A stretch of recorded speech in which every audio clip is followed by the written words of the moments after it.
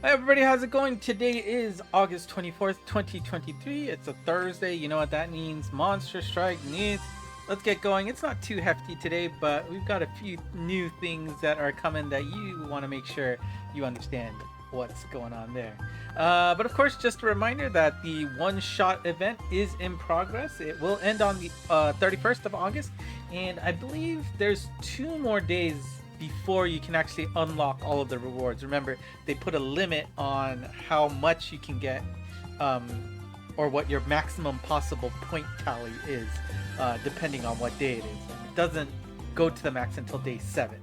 So I believe we have 2 more days before we hit that limit, but you can always check in game what the maximum is. And make sure you don't forget it, because this is a very, very easy way to get that connect scroll that you can see on the banner.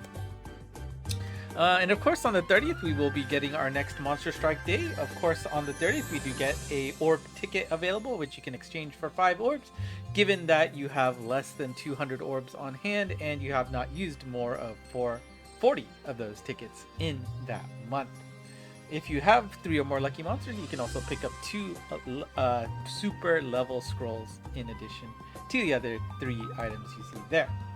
Also, a reminder that the next Monster Strike Day will be our last chance to pick up the alternate Strike Shop voices for Satori. Remember, you don't need to have Satori in your box to pick this up, but if you do not pick up this alternate Strike Shop voice set on the 30th of August, it'll be gone forever. So please keep that in mind. We did get the announcement of a new Insidious stage. It will be featuring Videlza here in the Dark Element, and Videlza is a Monster Strike Day limited quests, so you're only going to see her on the 10th, 20th, and 30th of each month. Her debut will be, that's right, the 30th of August at 8 p.m. Japan time. And when we do get a Monster Strike Day limited monster, they also have a full sealed version of their stage, which of course allows you to take on that stage without using any berries or badges being active. If you are able to complete it, you will get this lovely alternate art form of Videlza, which you can keep and brag about. We also got the announcement of a new metal exchange monster. We will be seeing Chicolette here joining the exchange store for those medals that you can pick up at the end of the stage. She will be live on the 25th of August starting at 4 a.m. and will last until the end of February next year. You can see I love the art that they have for Chicolette, but as you know, these metal exchange monsters aren't very useful or very interesting at all. So it's a nice one to get at least a copy of, just in case. Of course, if we're getting a new monster, the current monster that we have right now, Rubeletta, will be going away soon. Her last opportunity to be picked up from the metal exchange store will be the 31st of August. So please be careful. I would say just make sure you get 1 copy just in case. Now, if you're going to ask whether it's worth max lucking, I don't think so, but that's ultimately up to you. We got the announcement of the Daily Elemental All-Star Gacha, and this is an interesting prospect. What it is you've got the All-Star Gacha, which means you can get any limited monster for this gacha, but this time it'll be split up by element. So each element will be featured for a day. Only monsters that matches that element will come out of that All-Star Gacha. You do guarantee 1 6-star monster out of your 10 pool, but do note that it does not guarantee that one to be a limited monster. It's just it can drop limited monsters. So please be careful about that, right? That's an important distinction.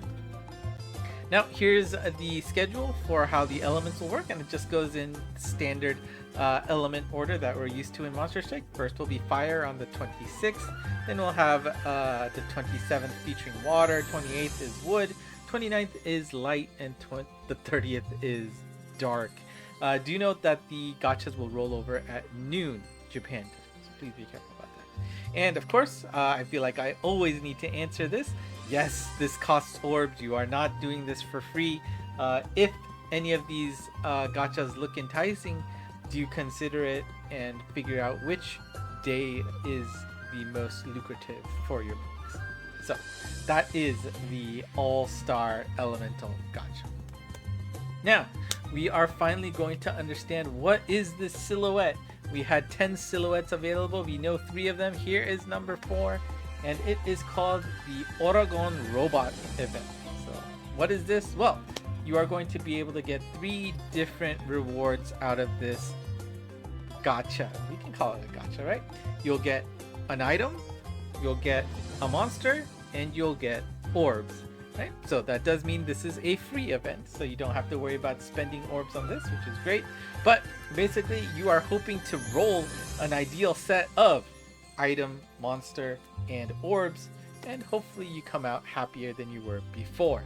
This event will start on the 26th and last until the 30th. Don't miss out. You will want to make sure to participate in this event every day to maximize your possible reward. So, how does it work? Well, basically, you are going to hit that button and it will roll each category. Robot number 1, robot number 2, robot number 3. I think you just press it once and it'll go like a slot machine, right? Dun, dun, dun. And you get through that. You can only do this once per day. You saw that the span of this event takes across 5 different days, so you'll be able to do this 5 times at most. Do keep in mind, however, that this event will reset itself at midnight Japan time. You know, the game generally resets itself at 4 a.m. for most things, so please be careful about that difference if you possibly forgot to do your roll for the day. But let's see how it works. So we hit that button and we will get 3 items. Bam! We'll say on the left, right? We've got the Wakuwakumin. And then we've got Yakumo. Woo! And then we also get 10 orbs. Okay? So now you have the option. Do you want to keep it? If you like what you got there, leave it alone and you are done for the event. You'll be able to pick up your rewards after the event locks what you have there. You're done. If you don't like what you got, well, good news is you can pick 1 out of the 3 items you've got in this roll and keep it when you do the reroll. Right? So in this example, you see that they have kept Yakumo in the middle.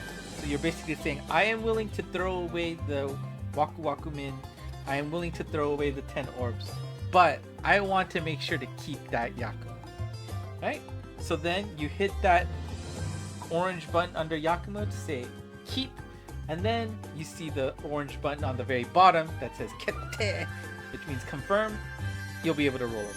Now, let's say you don't like any of the results and you want to re-roll all of them. Great, that's fine. That big long button that you see under all 3 categories, that says I don't want to keep any of them. So you can just throw them all away if you want. So don't worry, that is certainly an option.